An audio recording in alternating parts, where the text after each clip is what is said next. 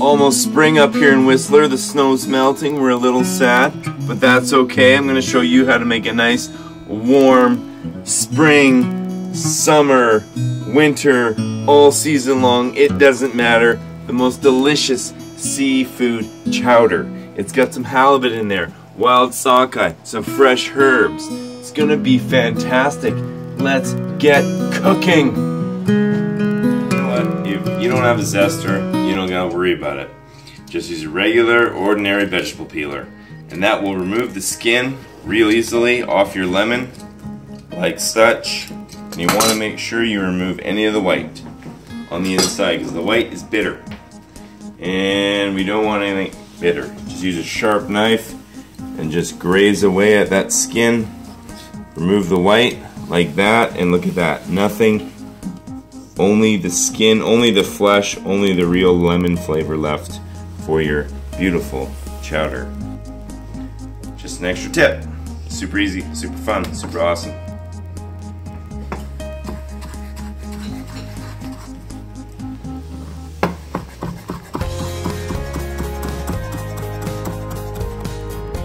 In the trout, guys, remove the flesh right off the skin. Just wag the skin, leave the knife where it is. There you go. Beautiful. I believe that that is probably an A++. No flesh left on that skin. Am I gonna throw the skin out? No. I'm gonna roast it in the oven very slowly with some brown sugar, and it's gonna make a wicked, wicked garnish.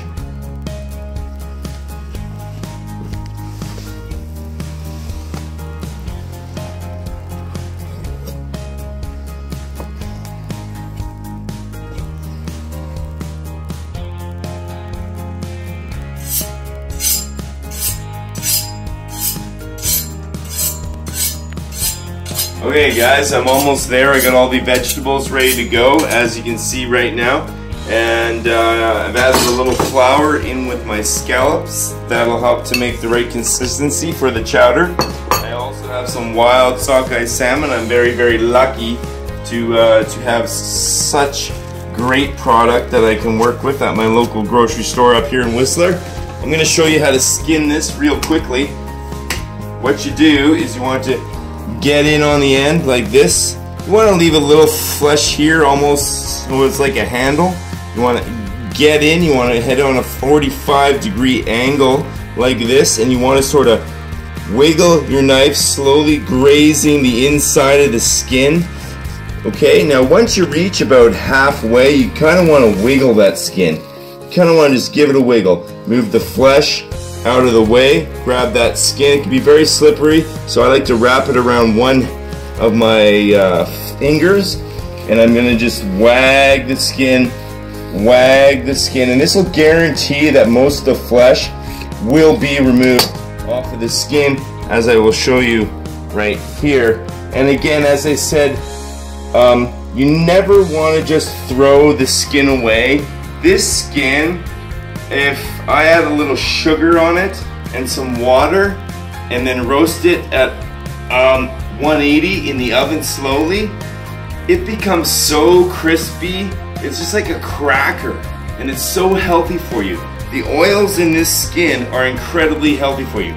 Never throw away your skin. Alright, we'll see you in a bit. Soy sauce and some brown sugar in this bowl. I've rolled the skin in it. I'm going to lay it out on a tray like this. I'm going to leave it in the oven at 400 for about 8 to 9 minutes, roughly, depending on your oven. And that's going to give you a beautiful, crispy salmon skin cracker. It's going to be fantastic, you guys. You'll see later on how I use it. I'll see you in a bit.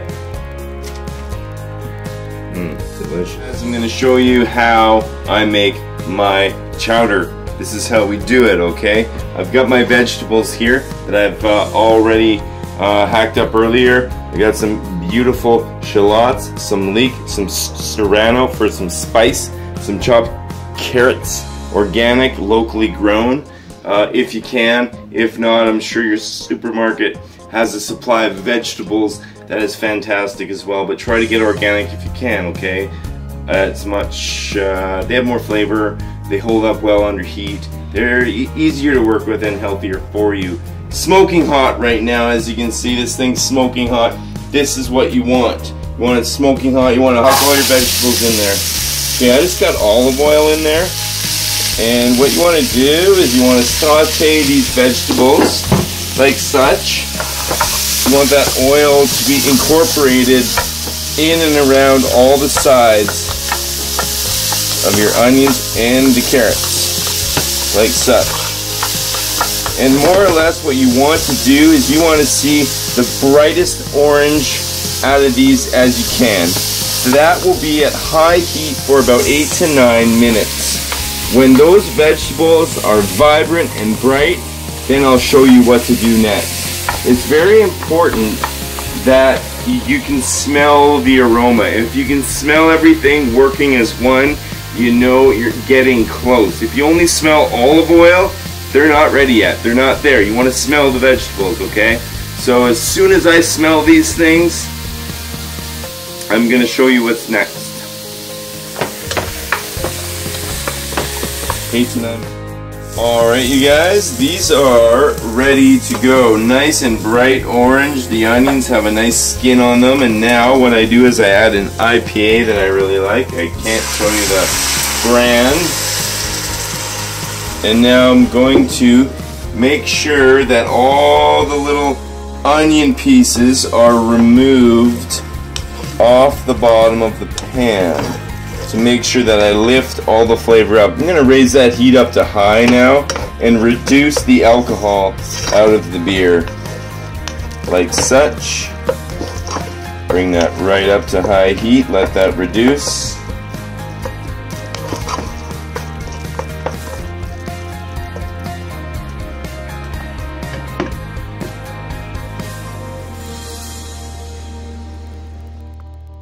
Alright you guys, the IPA is reducing, all the alcohol's out, so now all we have is the flavor of the beer. And now what we want to do is we want to add our organic chicken stock right in there. Boom, like such. Then after that, add your whole cream while remaining on high heat. That's right, whole cream, as in 18% of love. This will allow you to not use as much flour in order to get the consistency that you want. Okay, leaving that at high heat, you're going to add in your herbs. Okay, the herbs are some savory and some oregano and some marjoram. That's going to go right in there just like that. And some saffron. Saffron is a very strong flavor. You only want a little bit of saffron. That's why it generally arrives in such a little container like that. It's from Spain, is where saffron is the best. It's the little flower. The inside's of a little flower. But all you literally need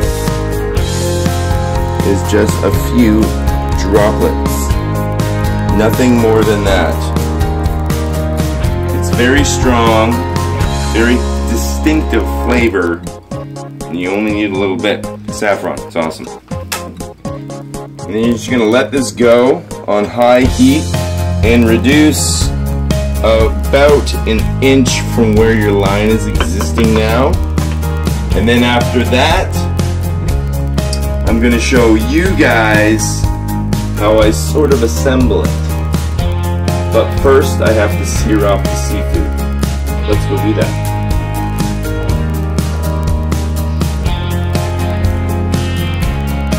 Okay, I got the sand searing off in the skillet. And over on my right hand side, the broth has reduced an inch. I'm going to add in my lemon zest. Only the skin of the lemon is going to go right in now. Just like that. Boom. Once I've seared off the salmon on one side for 1 minute, I'm going to flip it over. I'm going to sear the other side for 1 minute. And then so on and so forth. Let's have a look at that. Beautiful, look at that. Beautiful brown, that's what you're after. A nice, beautiful brown skin. Wonderful. Okay, well once I get all of the seafood seared off, I'm pretty close to plating this and having it look pretty beautiful.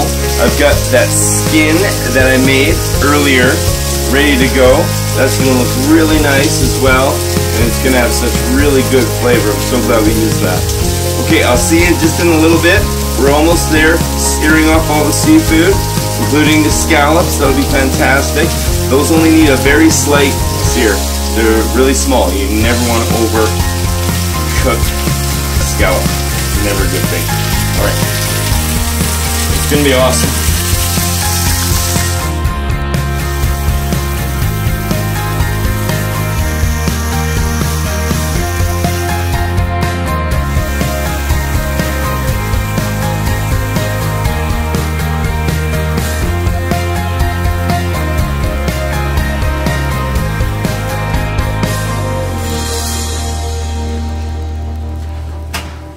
Alright, let's assemble. I have the oven on warm. What we're gonna do, add a little salmon, wild sockeye, add a bit of the trout, add a few scallops, just scattered gently all around, just like such. Earlier I roasted off some bacon. Put in a little bit of bacon under there. Over there, I should say. Now I grab the broth. Bring the broth over. Move my fish out of the way. Got my nice broth, saffron broth. Beautiful saffron broth. Just right over top. Just like such. Just enough liquid to accent the seafood. Just enough to accent the seafood. But it's not over.